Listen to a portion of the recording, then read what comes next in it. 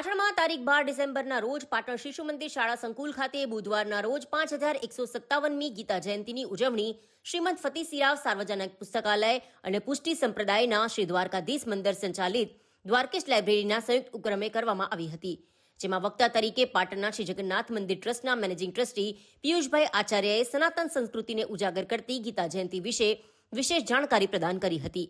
વક્તા પિયુષભાઈ આચાર્યએ ગીતા જયંતિ વિશે પ્રકાશ પાડતા જણાવ્યું કે આપણી સનાતન સંસ્કૃતિ સૌથી પ્રાચીન અને ગૌરવશાળી સંસ્કૃતિ રહી છે, જેને સમગ્ર વિશ્વ પણ સ્વીકારી રહ્યું છે। તેઓએ ગીતાના 18 અધ્યાય વિશે પણ સુંદર અને સચોટ દ્રષ્ટાંત સાથે માર્ગદર્શન પૂરું પાડી આજની યુવા પેઢીને પશ્ચિમી સંસ્કૃતિને ત્યજી આપણી સનાતન સંસ્કૃતિ અનુસરવા અપીલ કરી હતી। શિશુ મંદિર શાળા સંકુલ ખાતે આયોજિત 5157મી ગીતા જયંતિની ઉજવણી પ્રસંગે આયોજિત આ કાર્યક્રમમાં શ્રીમદ ફતેસિરાવ સાર્વજનિક પુસ્તકાલયના પ્રમુખ ડોક્ટર શૈલેષભાઈ સોમપુરા, જગન્નાથ મંદિર ટ્રસ્ટના ટ્રસ્ટી અશ્વિનભાઈ જોશી, દ્વારકાધીશ મંદિર ટ્રસ્ટના ટ્રસ્ટી કૌશિકભાઈ સોની, સુનેલભાઈ પાગેદાર, શાળાના પ્રધાનાચાર્ય ચૌધરી સહિત મોટી સંખ્યામાં હિન્દુ સનાતન પ્રેમીઓ, વિદ્યાર્થીગણ ઉપસ્થિત રહ્યા હતા। કાર્યક્રમની શરૂઆત પાટણના જાણીતા ગીત સંગીત કલાકાર કમલેશભાઈ સ્વામી અને તેમના વૃંદે પ્રાર્થના ગીતથી કરી હતી।